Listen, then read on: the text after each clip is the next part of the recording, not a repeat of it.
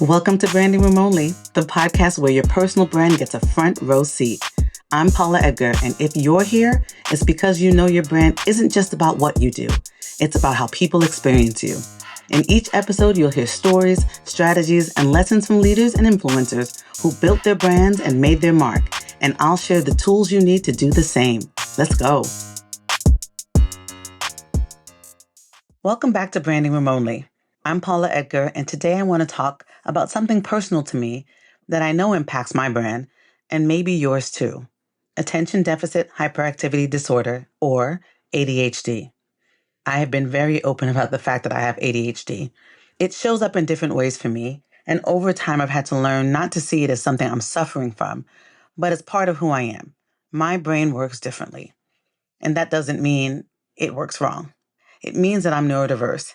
And understanding and owning that has been a huge part of how I build and manage my personal brand. When you live with ADHD, you hear words like scattered, distracted, or inconsistent. And yes, sometimes that is very true for me. There are days that I feel like I've got 15 tabs open in my brain and someone keeps clicking refresh. But there are also incredible upsides. Creativity, energy, hyper-focus when I'm locked in, the ability to juggle multiple projects, and to connect the dots that other people may not see. That's a part of my superpower and helps me to be a really great speaker and consultant as well. I've never tried to hide the fact that I have ADHD, but there were times after I was diagnosed when I wasn't as vocal about it. I was still working to understand it and how it showed up for me.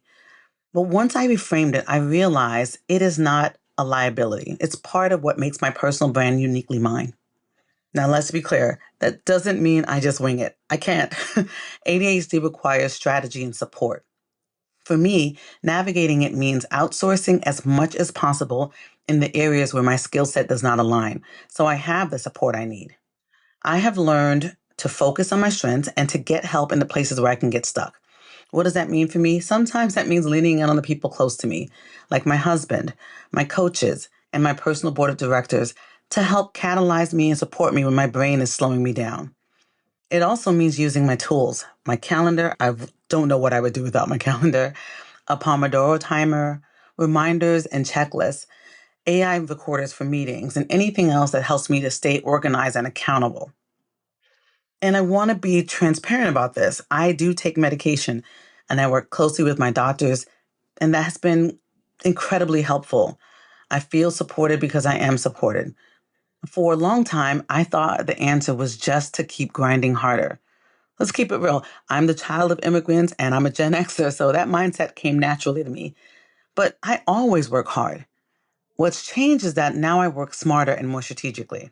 That shift has made me stronger. And I want to encourage you to think about that too, whether it's for yourself, a family member, or a colleague. Ask for the support you need and think about the systems that can help you to thrive. So let's get into it a little bit more. How does ADHD impact your personal brand? Your brand is the perception others have of you and also the perception you have of yourself and how they come together. ADHD can shape that perception for better or for worse. If you're not intentional, people may see only the scattered side.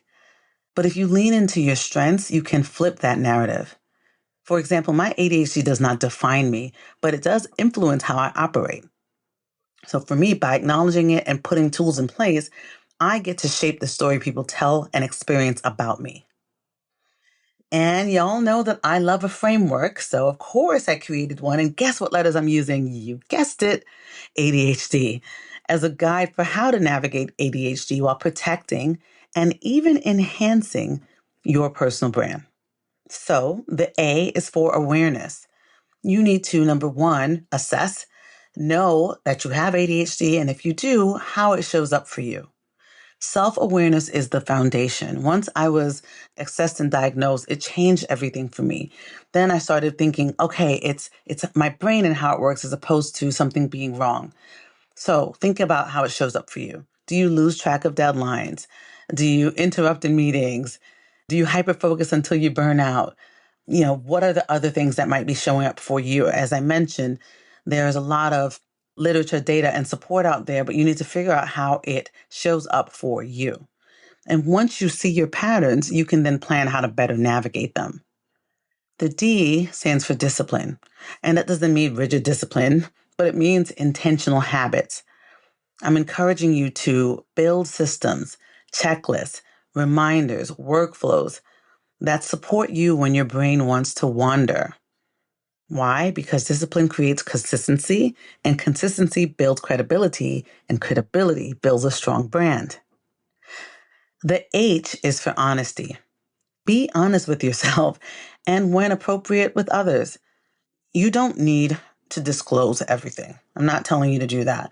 But acknowledging that your brain works differently can reduce shame and create understanding. So for me, being open about my ADHD has strengthened my connections and deepened trust in so many places, and got me a lot of resources that I didn't even know existed because I was open. And then the final D is for distinction. Your ADHD can actually be a part of what makes you stand out. Maybe that's your creativity, your energy, or your ability to think laterally. Don't hide the traits that make you different. Difference is where distinction and personal brand power lives, right? You don't want to be the same as everyone else. You want to figure out what your superpowers are and how to amplify them and navigate them for your best self to show up. So, if you're someone who has ADHD or any neurodiversity, here's what I want you to remember. Your brain isn't broken. It's different, and different can be powerful. Use tools and systems to set yourself up for success. Don't rely on willpower alone. Trust me, it does not work. Ask for support. Frame your ADHD not as a detriment, but as a distinctive part of your brand story. And remember my acronym: awareness, discipline, honesty, and distinction. At the end of the day, any great personal brand is about authenticity. Owning my ADHD, navigating it, reframing it, and sharing it as a part of my superpower has helped me to step into my brand more fully. So if you've been struggling with the idea that having ADHD might diminish your credibility or make you less professional, I want you to hear this. Your personal brand is not about perfection. It's about showing up consistently and authentically. And sometimes what feels like a challenge is exactly what makes you magnetic. As always, my friends, thank you for joining me on this episode of Branding Room Only. If this resonated with you, share it with a friend, a family member, or a colleague, and leave a review at ratethispodcast.com/branding. It really means a lot and helps other people to see the episode. And definitely reach out and tell me how ADHD shows up in your brand. And if you have resources that I don't, please share them. I will share them with everyone else. Until next time, keep owning your brand. See y'all later. Bye. That's it for this episode. Appreciate you hanging out with me on Branding Room Only. Now, please do me a quick favor. Head over to ratethispodcast.com/branding so more people can join this conversation. And make sure to stop by paulaedgar.com/events to see what's next. Whether I'm live, online, or in person, I'd love to see you there. See you next time in the branding room. And until then, stand tall, shine bright, and always stand by your brand.